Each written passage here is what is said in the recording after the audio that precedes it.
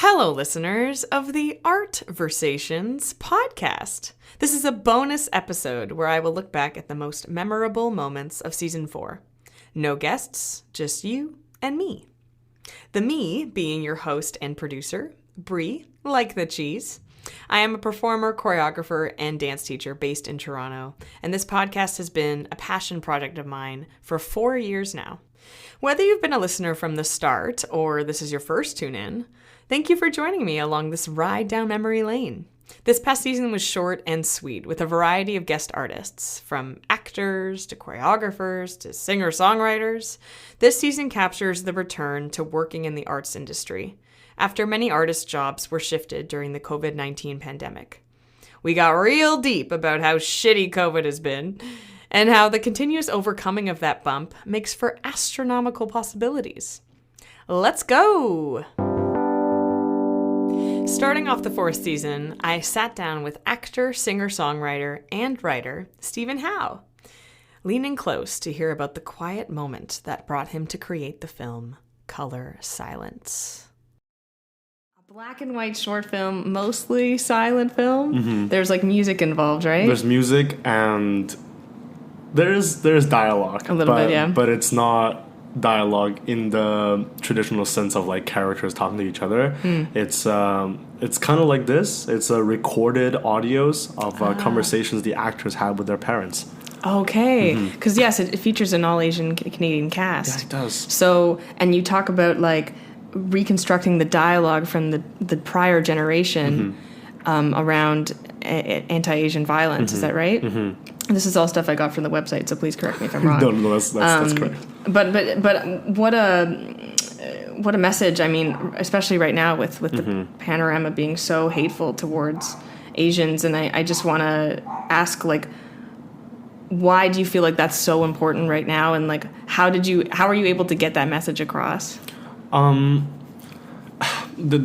Asian community is tricky, like, and I say tricky in the sense of, when the Atlanta shooting happened, which was like sort of like where this idea birthed from, because this festival happened in Atlanta, Georgia. So I thought I thought how poetically, how poetic would it be to submit a film that was inspired by the brought on by the Atlanta shooting to submit to this festival. The whole idea sort of came from when that event happened. There was obviously many places in the world, became outraged, and people were protesting in the streets, for Asian rights and all that good stuff. And then I remember like coming home one day, and then my mom was like, "Oh, like, have you like been following what's happening?" Right? And I was like, "Yeah, like I have." And I was like I just sort of did a check-in with her, right? I was like, "Are you doing okay?" And she was like, "Yeah." And she was like, "Don't go to any of the protests, yeah?" And I was like, I wasn't planning on it when that conversation happened, but I was like, why not? Right? And she was like, "Because you only attract more danger to yourself." And then like her saying that, and it was this weird thing where like in the moment, I felt like I was gonna cry on the spot, because there was like it was this, and in the film, before we shot the film, there was a lot of conversations regarding how Asian people don't really say "I love you." Or Asian parents to their children, we don't really say "I love you," and a lot of the love is shown through acts of service. And in that moment, I both felt so loved, but also so angry, just with what's happened in the world. Because her telling me not to go to the protest was her form of saying "I love you," right?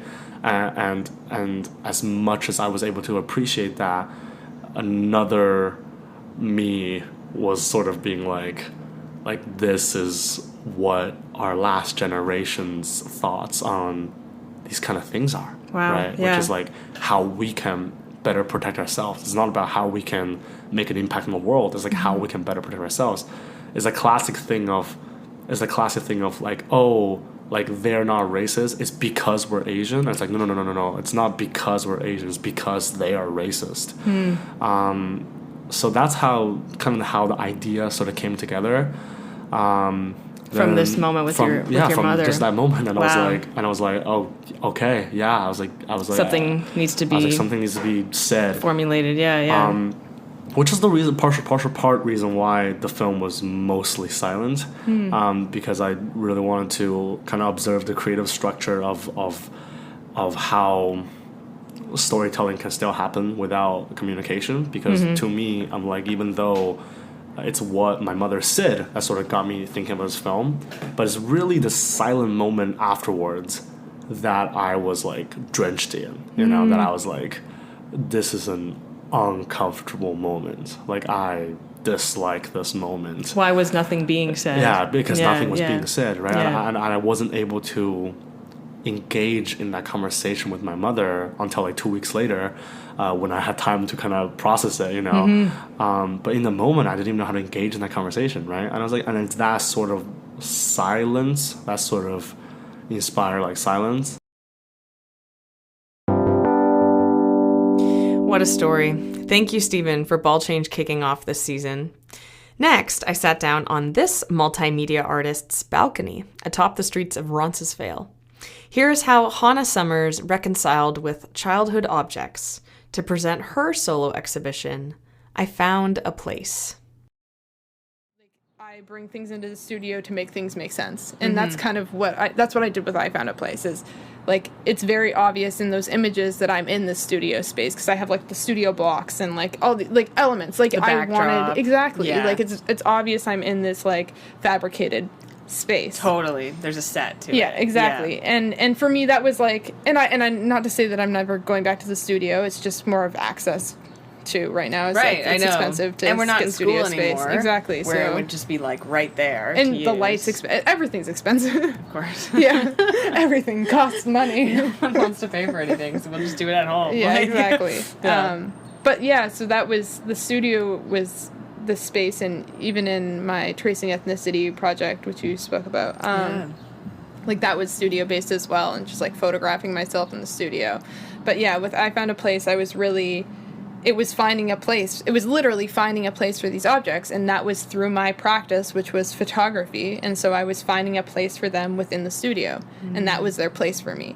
Because as much as they obviously had a place in my home, because I grew up with them and these items and everything that I photographed myself with, it was kind of, my mindset about them changed. Because growing up, I thought they were these like cultural artifacts, these like items that represented like something that was, I don't know, real, like about my like, not even just like my Trinidadian heritage, but just like Caribbean culture and whatever. Caribbean culture is such a vast word, because it's like there's so many different cultures in the Caribbean. But like, I see. Yeah, like it's just like, as a kid, that's what you think though. You think it's like one thing, like totally. Yeah, and then obviously as an adult, like realizing it's like, oh, this has like made in Indonesia written on the bottom. You know what I mean? Just like these things that you realize that you don't like. They don't mean what you thought they meant. And so for me, it was like taking them out of, my home, like my childhood home with my parents, and like bringing them into this new space. And that's how I reconcile with things, is through like the camera. And so I was reconciling my understanding and of these objects through in the studio space. And so, if you like look at the images, it's like I'm in these very awkward positions, like I'm like holding them in very like contorting your body, like not ways where someone would normally feel comfortable sitting in that position. And it's just like a representation of like how I feel about these objects now, because it's like, some of them are like racist and some of them are like appropriation. Yeah, exactly. And they're just, little tourist items. And, some of them are, like, ones from, like, that they got, like, my mom got when she was, like, a kid or whatever. And, like, some of them are, like, because she got married in Jamaica. So, like, when they would go to Jamaica and, like, go on vacation, those are things that they would pick up there. But, again, they're just, like, tourist items that, like, anyone would pick up. But, again, that's a whole different thing for her.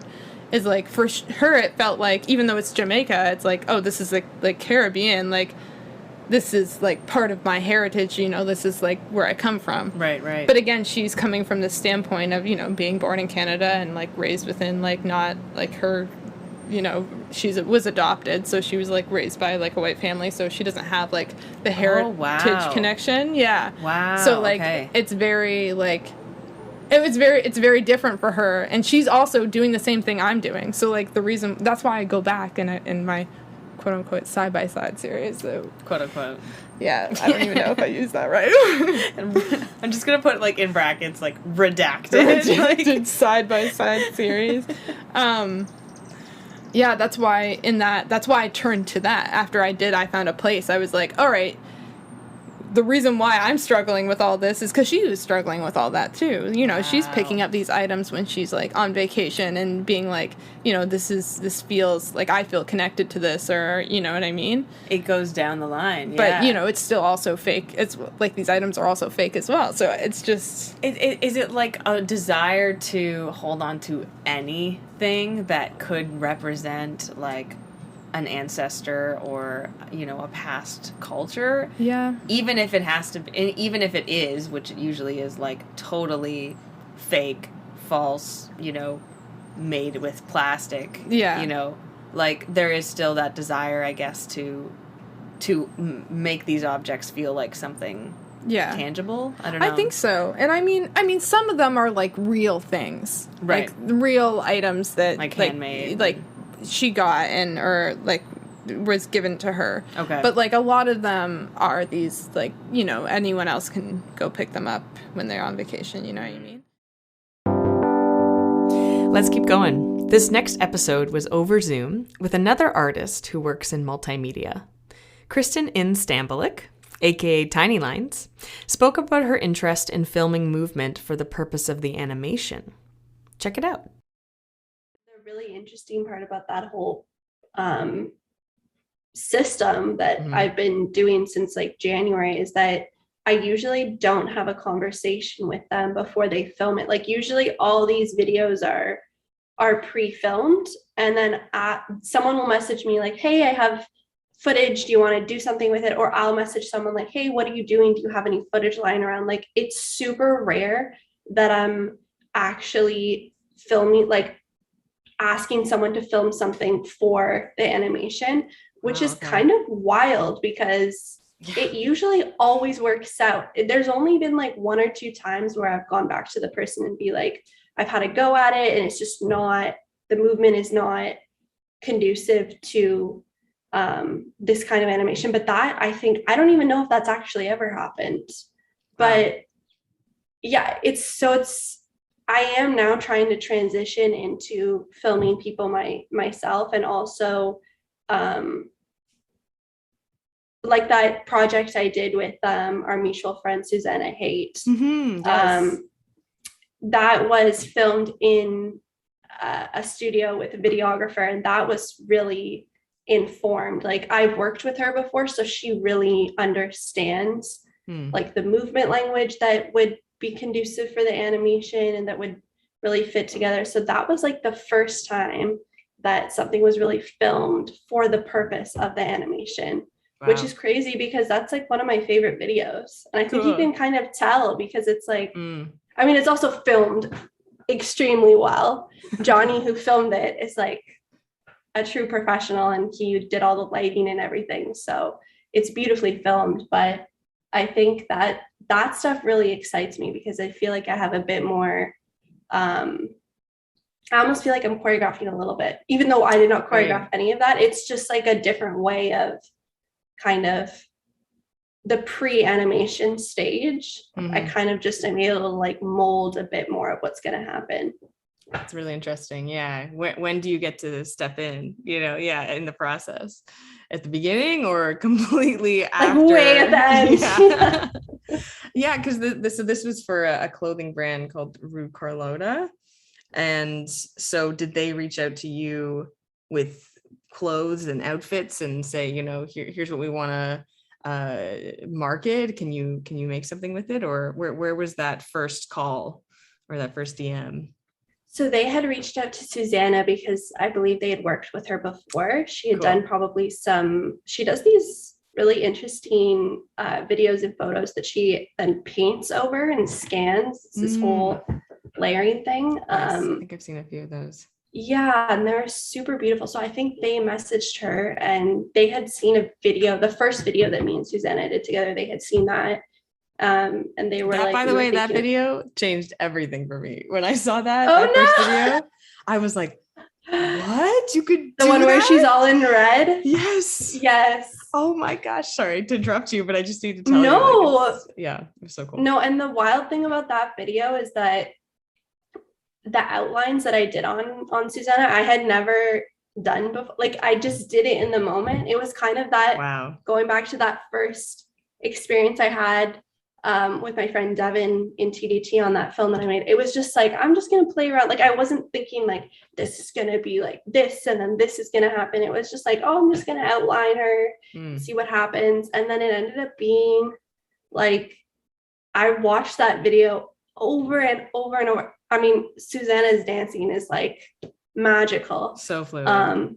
But I was like, if I can watch my own work this many times, like, I think it's something special, because usually I'll watch something of mine and be like, I'm bored with it. Like, like I have to move on. Yeah. I'm sure you're like that with choreography too. Sometimes you're like, you do it the first time and you're like, this is so cool. And then the second time you see it, you're like, okay, like, let's go. But no, so they reached out to her, and then, we just basically like, had a conversation. They sent her the clothing, and then, so it was all her running this. She hired Johnny, and then she brought on Alexander Glutch to do the music for it. Cool. So it really stemmed from Susanna. I'm so grateful that she invited me on that project with her, because I feel like that video in itself is like such a great visual representation of what I can send to brands and other people, saying, this is what is possible, because it's of such high quality.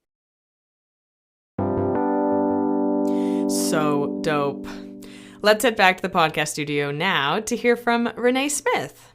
This dancer, teacher, and choreographer opened up about how she has found ways to be patient with her body changing, a struggle many movers deal with, including me. Talk about like body image and body dysmorphia. Like I deal with that myself as well. And I think as movers, we are constantly looking at the mirror. Oh yeah.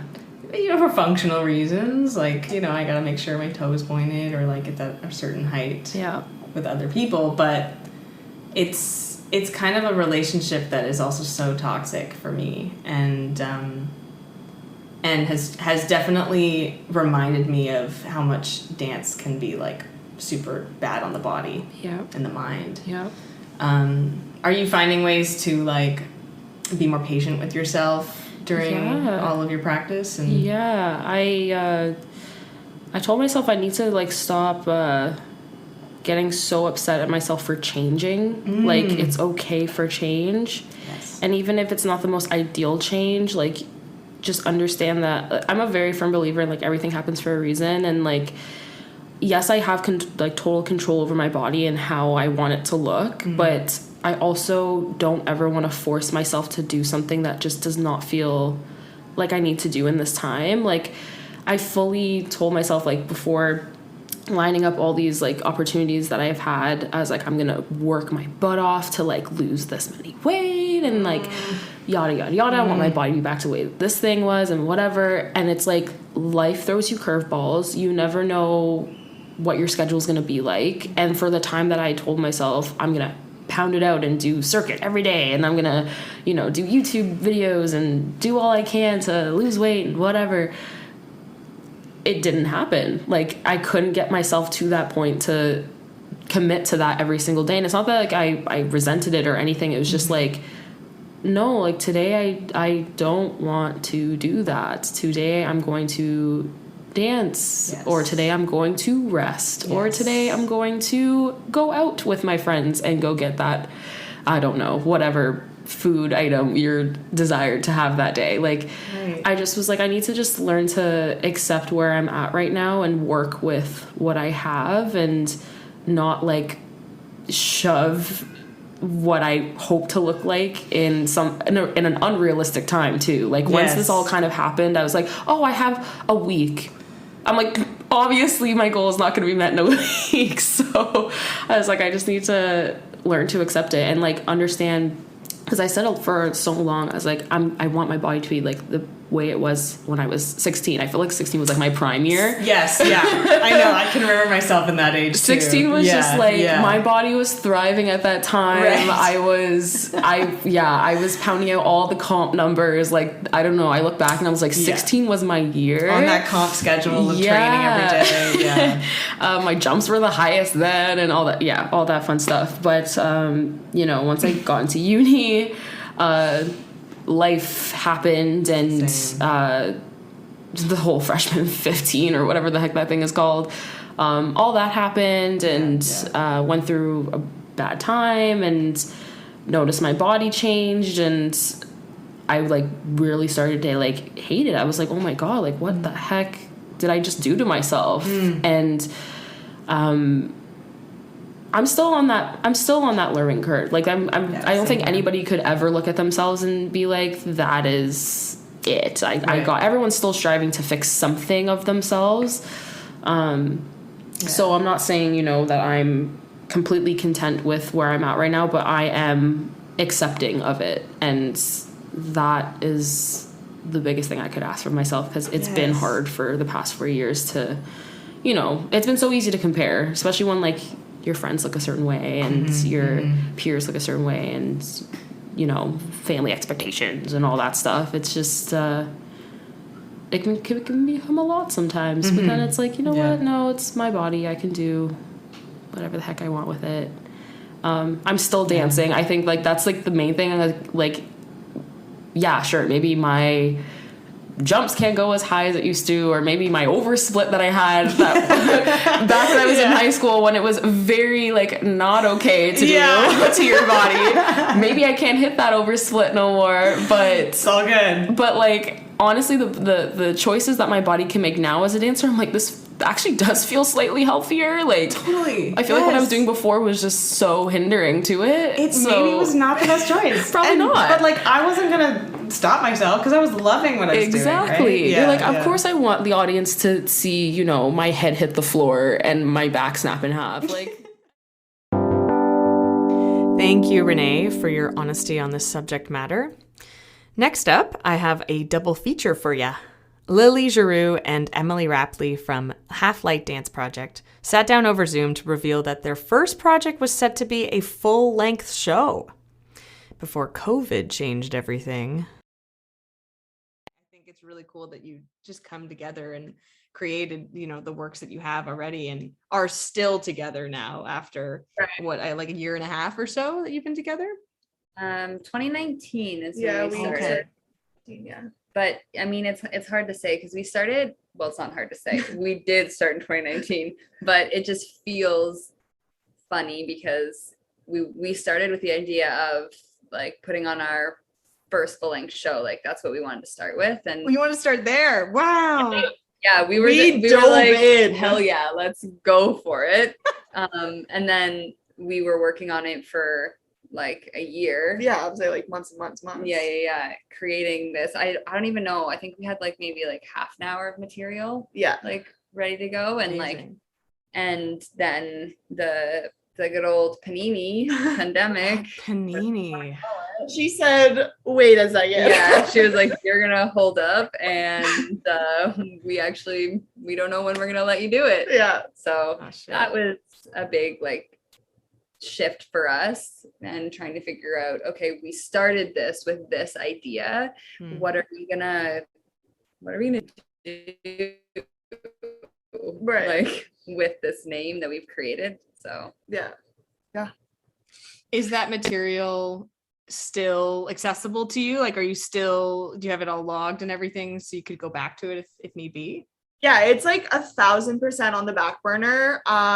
We love the concept. We have like really big ideas for the setting it would be in, how the audience would be arranged. Like we have really big dreams for it. It's like a whole immersive experience, like put you on like a different planet, pretty much. Yeah. So it needs there's a lot to it, right? So it's not like something that I feel like there are so many pieces that are so beautiful and have adapted so well to being in like an outside space or something, and like that is just not it for this project. Yeah.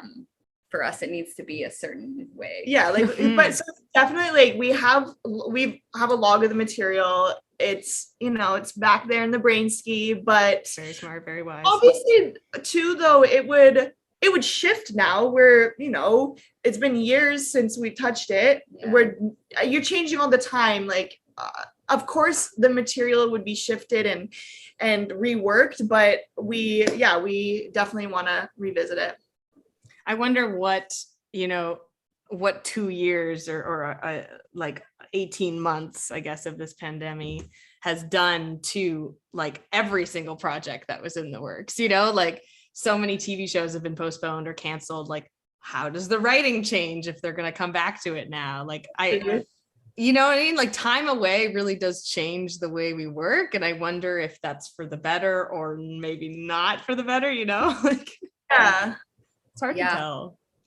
I think it can be spun so that a lot of the times it's for the better. Because, you know, like we're always growing and changing whether or not we experienced this like global collective pandemic, you know, I don't know, in a way, I think it kind of changed a lot of people, whether it was artistic or whether it was just in their like day-to-day lives, you know, it just changed so much for people in a really good way. I think there was like a lot of people who like woke up to what they really wanted to be doing or what their passion was or like what they needed to let go of. So right, yeah, one of the biggest things I discovered is like really like abandoning a project, like just letting it go. Mostly because I knew I wouldn't be able to do it because we were locked in, but like sometimes whatever I'm working on probably just isn't meant to be, you know, put on a stage or put on for other people. That was like a really hard discovery to learn because I like obviously want to be making art and making things, but it's like not every project sees the light of day. Yeah. You know what I mean? Yeah. In my rehearsal today, actually, we were talking about how not everything you do has to be great. Yeah. Oh, it's a big like, one. Yeah, exactly too. But like coming to terms with that, like you're saying, like, yeah, you love your art so much and you just want it to be a certain way and to make it to the light. But yeah, you have to like, oh, not everything I make is gonna be good or anything. It's not gonna be any. So, honestly, all dance is just like, oh, moving my body around. But but sometimes you want to invite people in to see it, and yeah, other times it's just a body wiggle. That was for me. That was for me, whatever. Or not even like, you know. Quick check-in. How are you doing? Stay with me because we're going to jump over to an NYC-based artist. I caught up with my old friend Julia D'Angelo while she was visiting the Six. She is a dancer, actor, and singer-songwriter who recently released her EP Night Before. Here's the story behind her queer anthem, Baby Dyke. I don't know where she came from, but definitely the most poppiest thing I've ever... Poppy, but like just the most like upbeat and like... It's the keyboard for me. Yeah, I know. I'm like, oh! My shoulders just want to shimmy and everything. Good, let him shimmy. Yeah, that one was fun. That actually, so the bed track for that song, I initially wrote it as a completely different song, and we recorded it. It was like mixed, and I was like, oh, I don't like this. I don't like find that these lyrics, that this story is doing anything for me. Okay. And my dad was like, okay, but I love, this track. And I was like, yeah, no, I like this track too. I don't want to get rid of the track. Mm-hmm. And so I just like rewrote over top of it, and I wrote Baby Dyke. Okay. And I was like, yeah, this feels more it. This feels, So it was a bit of a different kind of like writing process, but I'm really glad I did because I'm like the song a lot better than it was. Was the original song also like touching on like sexuality? Not at all. No, it was like random. I don't know where I got it from. It didn't feel it wasn't like, I think maybe personal enough. Like it just was something very more generic. Yeah. And I was like, I feel like I'm just throwing it away if I just continue with this song, and I feel like it can be better. And so well, it turned out really fun. Baby Jack, she was really fun, and the video was a lot of fun. Oh my gosh, the video. I love that moment when you walk into the bar and your face just like, it was like, what? All of these beautiful women? It was so fun. It was really just like, I didn't even know. That bar is like around the corner from my apartment. Okay. And my roommate filmed it, and my other roommate and my close friend. It was basically us four. Oh, wow. Like pulled it out of nowhere, and we were just like talking about it, and like we were literally sitting outside of the bar, and we were like, oh my god, we should just do it here, and blah blah blah, and we should do this and this and this and this, and I was like, oh my god, and I should wear this and blah blah blah, and it just kind of, and it was just so exciting and fun. And then we literally filmed it like 2 days later. Like we just like punched that out like so quick, and it was just so exciting, I think, because it was so quick and so fun, and like I just rolled with like any idea, and I was like, that is so ridiculous, put it in. Like let's just I don't want it to really even make sense. Like I just want people to be like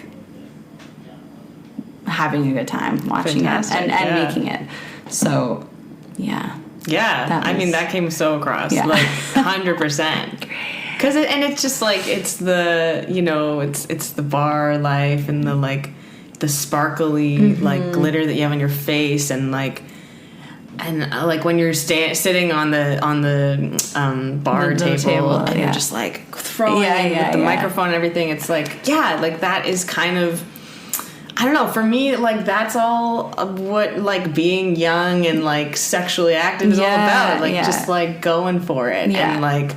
I don't know if it's like completely about that, but for me, like as I'm watching it, like I really feel like just a sense of like, okay, like I can be, a bit more fluid with my sexuality. I can choose to, go on the scale this way or that way. Like, I don't know. For sure. I mean, I think the story there, if there was even one, is like this, you see this woman walk into a bar and, she enters it, and this is a whole other side of her that she's like free to just explore and whatever, and then she leaves and it's still her, but she's tainted a little bit, like I have when she leaves, there's like baby dyke on the whatever, and it's just jacket. Like a little part of her that's now with her, but she's still the same person. Oh wow, okay. So that was kind of like I see. the I guess where I what I was thinking about when I was making it. But there's a lot of just like there's an experimentation allowed of like, I don't know who I am, and I can figure it out. Like I don't have to know. I can like allow myself the fun to figure it out and opportunities to figure it out. And that's what the bar was. It's just the space to do that. So. That's so wonderful. A nice anthem. Yeah. A queer anthem. Yeah. Dun, dun, dun, dun, dun, dun. Such a bop. My next guest is a Calorie Paitu dance and theater artist. She worked over the summer with Mississauga-based dance theater company, Frog in Hand, and visited the podcast studio for a late-night chat. This is Ankita Alemona, and how her relationship with nature shifted while rehearsing the production Stories in the Woods. I think the beautiful thing is the Frog in Hand team and family. I do feel that they're true nature lovers. Yes. And that's very true. Very accurate. I do feel that they, through how they curated things, they just naturally would let us. They would create these times where it would be, you would be exploring nature. We were so dependent on nature too, because our joke was, that Colleen called herself the local weather lady. And because sometimes it's supposed to rain, or we're supposed to be outside, and it was so great that there was we were in conversation as artists with nature, because we were very much dependent on, if it was a hot day, we were really feeling that we're outside. Right. And right away, just walking in the area, I feel that there was things I got to witness and got to see because we were outside so much, that I think if I was just, having to be on my computer all summer, I would have no idea that, the red-winged blackbird, to go through like such an intense period of aggression when they're nesting. Oh, wow. I got to witness that. I got to witness those birds getting angry when we were too close to their nest. A real conflict of the bird. It was lovely. Community. And we got to witness this, the blue heron, how majestic the blue heron's wings are. And, Colleen one day, she would, one rehearsal we had, she's like, everybody stop and come see the turtles. That's amazing. It was great. I would kill for that in rehearsal in a studio. Colleen just said, everybody, we're taking a turtle watching break. A turtle watching break. Come here to the pond. I love that. So when I was really reflecting for the blog, I just realized that, that's something that I really appreciated. And this show we were doing is so Stories in the Woods is super connected to, it is trying to comment, right? It Absolutely. is making a commentary, a beautiful commentary on our relationship to nature. I always feel that has to begin with, we can't just speak about saving. I feel like I've been part of a few different shows related to even my own work. I look at environmentalism. I'm interested in the topic of how we engage with nature, and what has been missing for me is you have to know what you're saving. You can't just say save the forest. You need to go into the forest and understand what you're trying to save. And before you actually give yourself that time to explore your relationship to nature, you won't feel passionate about what the cause is. Wow. And I think that's almost a part of what our giant challenge as a society is, that we're not giving ourselves enough time to feel passionate about nature. Because we're so locked in. Because we're so busy. Oh, wow. I hate that word busy, honestly, but it's a busy culture. On the go, yeah. So much like hustle culture. It's hustle culture. Yeah. And we are also, the way we are starting to engage with nature is in a very drive-by way. We drive, we see it through our windows. And the show like invites audiences right there with you, right? Because you walk around. I saw it in 2019, and I absolutely loved the fact that I could like move around with the show. Yeah. You walk really cool. actually on the pavement or the grass that you're about to witness being and the danced logs. on. Yeah. The area is so, right. And cool like area. the Small Arms building, like, that area is like truly in nature. Like it's a forest. Like, it is, yeah. I guess that's a nice way to, having the audience come with you is really a nice way to be like, hey, listen, like let's stop looking at our phones. Let's stop going in our cars for a second. For 90 minutes and like be together in nature. Yeah. Did you have audience, because you can see them, right? Yeah. Did you have audience members kind of maybe, I don't know, did they like a little bit like falter backwards if they, if they're like around the bushes and stuff? I don't know. Maybe because they're not so into nature. I honestly, from that perspective, I couldn't tell you, because I'm in the way I was in Swarm and the finale, so it's these, you're meeting different characters along the way. Oh, yes, yeah. I see. But I heard from Andrew, Callahan, Alice, Colleen, who are walking with the audience throughout. I heard that the audience was quite beautifully engaged with the path. Fantastic. Okay. So I think that they embraced it. I hope I haven't lost you in the woods, listener, because this next episode was a memorable one for me. I spoke with my longtime mentor, Kevin Howe, whilst he was visiting Toronto, in between working for Disney's upcoming Enchanted sequel and Netflix's The Crown. Yes, you heard that right. Kevin is a dancer, choreographer, and teacher who shared his experience being on a realistic set that was made to look like a fairy tale village. Oh. Being back in a film that is now a sequel, like, was there a little bit of like, okay, we have to make it like as good as the first one, or was it a completely separate thing because it's been so long? You know, it did. It's funny you asked that. I didn't even think about that. There definitely was, I don't think, from what we got as dancers, I don't think there was any of that pressure. Oh, good. I mean, Adam seems so comfortable in what he's doing. Like, he's definitely born to do this. He's got, like you said, such a good eye. I think he has a lot of confidence in what he's doing, and, like, Amy Adams is amazing. Patrick Dempsey is amazing. Maya Rudolph has been added to the cast. Oh, yay! She's the villain. Like, he was working with some real competent, incredible actors. So I think that, like, it just flowed naturally. Mm-hmm. And being on set, and I was there for 2 months, which is an incredible job to get, especially, I mean, not even during a pandemic, at any time for a dancer to be on a contract for that long in a film is amazing. But from what I really think it's going to be a wonderful movie. Like, I honestly cannot wait to see it. Yeah. It's one of the things in my career that I'm just, like, so excited to see the outcome. Yeah. And I felt very involved, which is always nice. It wasn't just, like, in and out. Like, they made us feel very involved in the whole process, and I feel like we're very much a part of the film. Fantastic. Which is really nice. And you were telling me that they, like, turned... Because it was in Dublin that you filmed that one? So it was based in Dublin. Okay. And then they turned this village called Enniskerry into, like, a real-life Disney town.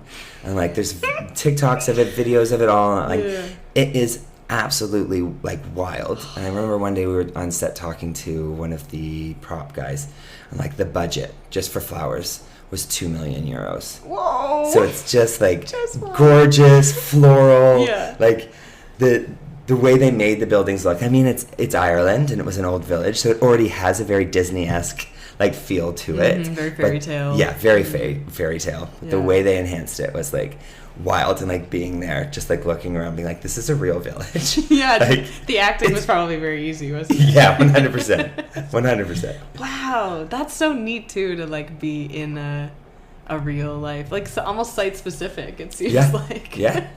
100%. Not so like fabricated, I guess, the set. Because I mean, working in film and television, sometimes when you go into a studio, it does take away a little bit of the magic. Like when you're in like a big black, and it's just basically a stage. Yeah. And there's just all cameras pointed at this one lit area. Some of the magic does get taken away, and then you see it on TV, and you're remembering it in such a different way. Wow. Like you remember the experience in such a different way than it's portrayed. But I think that in this like particular instance, like I will look at it and I will have very fond memories, and I'll be able to enjoy it and be like, wow, yeah, that's a real village. We were there. We did that. Just a completely different experience. Yeah, you did that. I did that. You did that thing.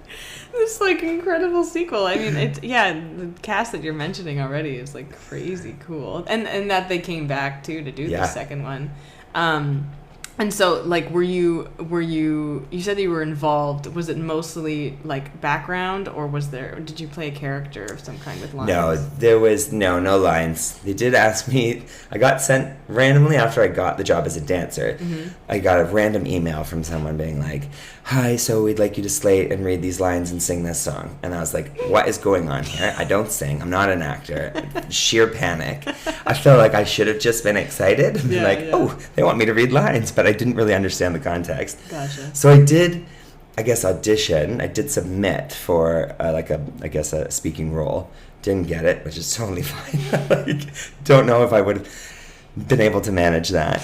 But we were in two main scenes. There's like a big fairy tale dance scene that's very much about the singing and dancing. Okay. And then there was a waltz scene where it's like happening at a big, what did they call it? A festival, and Maya's the queen, and she's there, and we're all dancing around. So it's a little bit more background, and reactive stuff.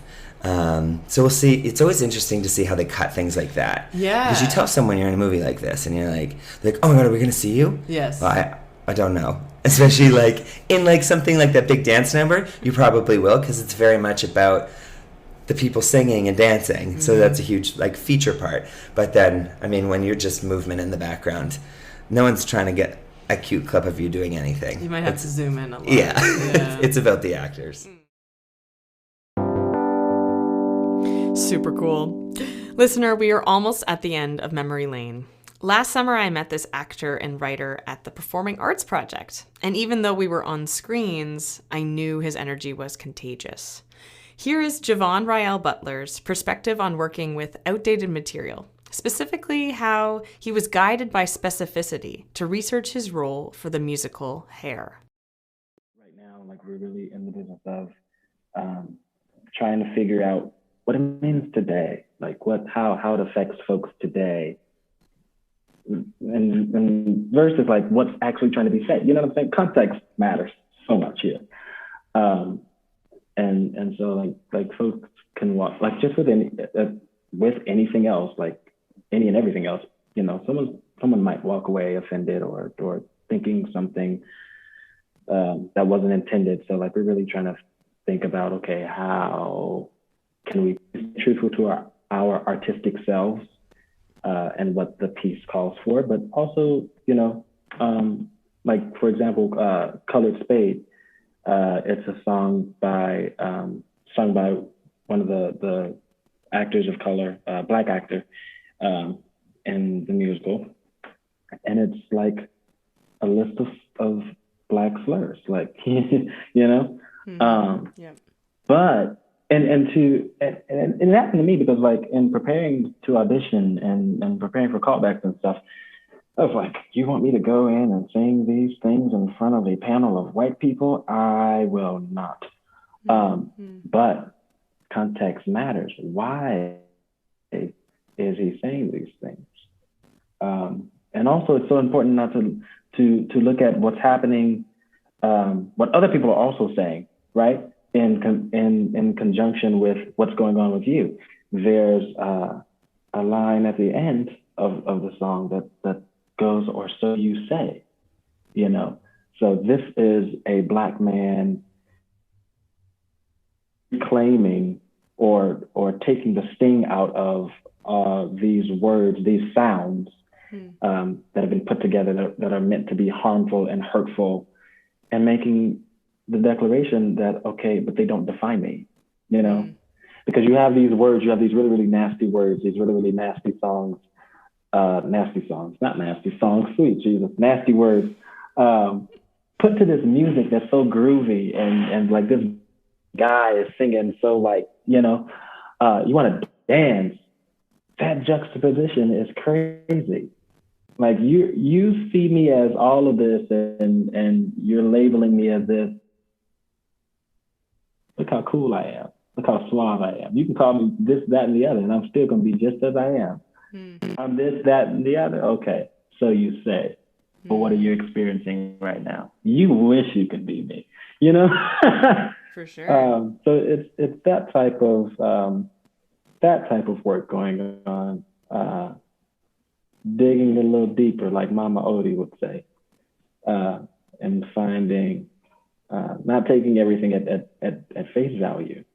And it's so easy to do that, you know, because when I tell you I was hung up on, I felt like I could not see myself singing that song in front of a room of white people.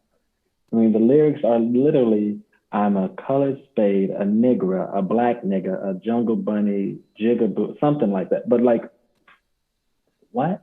I'm gonna do what? But once I identified the power of it, you know, and what it meant for me, or what it does for me, and not quote unquote to me, then I was like, oh, okay, I can do this. Wow. Yeah. Flipping it on its head, yeah. Yeah. Were you cast in that part? Yes, I was. All right, yes, so you're going to continue to play. I forget what the character's name is, but... Yeah, keep digging, keep excavating, keep discovering, learning. There is so like I was looking at the different slurs and whatnot, and one of them is like historically, it's not one is it's not even a slur that like, well, okay, so the word, I think it's Kenya, that in Kenya, a group of people in Kenya that was a part of a rebellion that opposed colonization and whatnot. That's something that has some power to it. That's inspiring, you know, like this is a group of people who decided they didn't want to be owned by any other human being who was like themselves. But yet it's like in this list of slurs. So it's kind of like,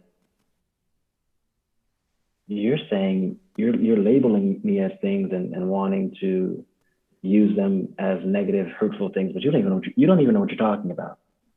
You know what I'm saying? Mm-hmm. And so, yeah, I'm knowing exactly what a thing is. Specificity is key.